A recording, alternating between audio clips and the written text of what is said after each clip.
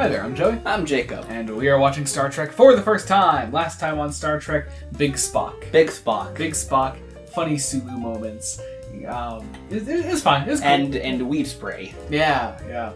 Oh man, you know what's killing me the most about this show is just the lack of McCoy. I know I've mentioned it before, but it really hurts, especially when they still include him in the main credits the same way they did back in TOS. It's just like I would expect more. Maybe he's just harder to include in this avenue. I suppose. Like, when a lot of your episodes are more action-oriented and you can't have those more, like, personal character moments like you would with McCoy. Someone like Sulu is way more centered for this role. Yeah. Which totally shows, given how much he's in this show. Yeah, whereas, I would personally prefer it if the show as a whole was sort of, like, adopting this sort of, like more of a direct TOS adaptation, where it was like, yeah, we can have those, like, small scenes where, like, characters are just talking to each other in a room, but they don't feel confident enough doing that on a cartoon that is meant to fill up a short time slot. And I think the time slot, like the length, isn't not the issue, but I think you'll know what I mean when I call it the issue. Is that TOS has like 50 minutes to tell what is essentially a mystery. Yeah. Every episode's essentially just one mystery. This is very much one key thing is happening.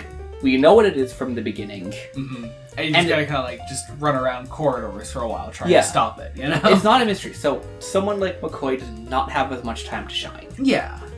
But anyway, let's see if they make use of him in today's episode. Today we're watching an episode called The Magicks of Magicks 2. Ooh, that's a fun name. The spelling, it's Magicks, not like, it's spelled with a K. Okay. Magicks, Magicks. Okay. Of Magus dash, not the number 2, but TU. TU. Yeah, so the Magicks of Magus 2. I don't know. I love Someone had to come up with that spelling. Someone did. And I guess we're about to find out who, and we're going to get into post-episode thoughts in a second. Be sure to join us then. We're about to watch The Magicks of Magus 2.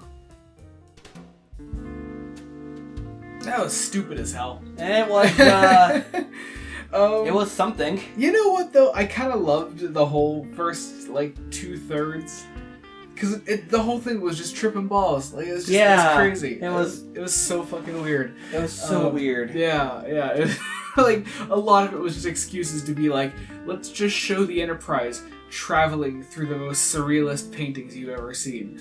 Right? Yeah, it looks weird as hell. I really, really love it.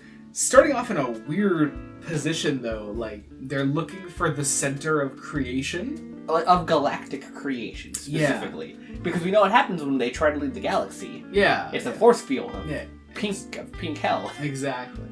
So yeah, it's a weird starting point, but then it just becomes weird paintings and then they're transported to another dimension. Yep, where for magic's real. You know what was funny actually is the first thing I had happen when Lucien appeared on screen, I was just realizing this looking at my notes now, was I put devil ?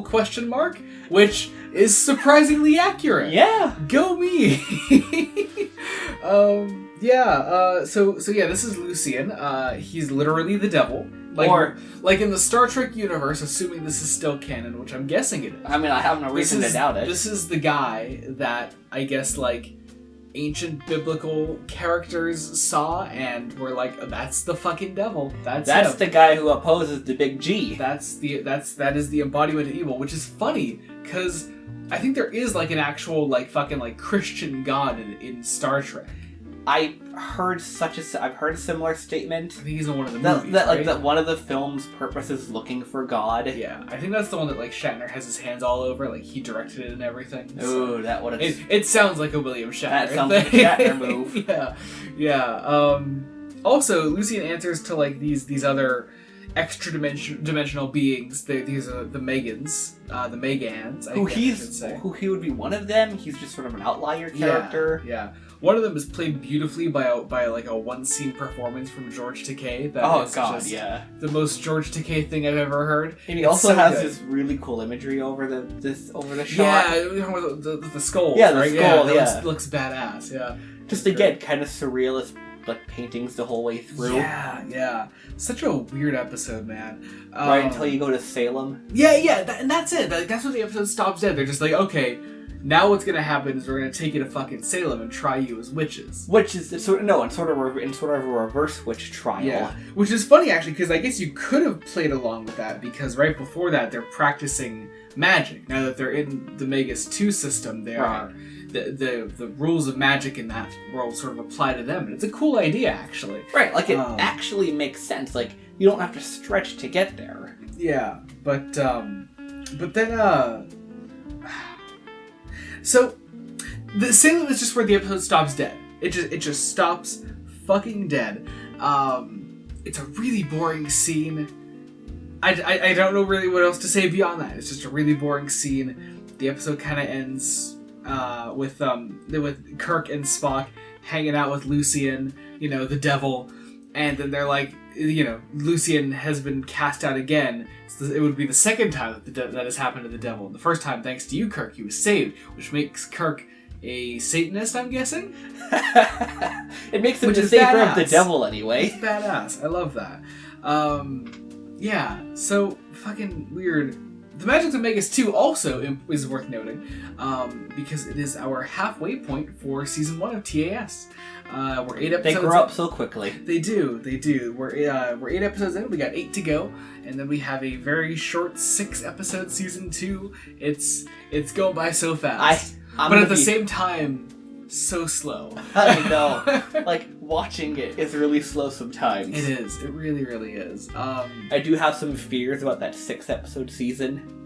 Why? Because either it was cut off early because it's just actually garbage, or maybe it's either just that bad or it's just that good. Well, I'm assuming the way that it would have worked back then is they got like a really short order for a second season to see if it would do well at all, and then they're just like, okay, yeah, no, that did fucking nothing, and then it was just done. Like, I'm guessing that's how it went. Yeah, we'll find out when we get there. Yeah. But I don't know. This was actually probably one of the better episodes of the show so far. It was just because it's fun. Yeah, it's fun. It's weird. Let TAS be weird. Like, you can just let it be weird as shit. Like, this is something you would never do in TOS. Yeah, I mean, maybe they would. Maybe they'd try it.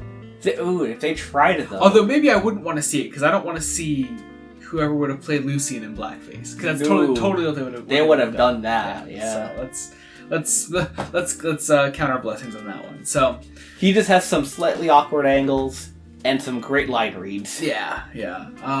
But yeah, I guess that about does it. We're halfway through season 1. It's fun. It's a fun ride. I'm having a good time all in all. Yeah.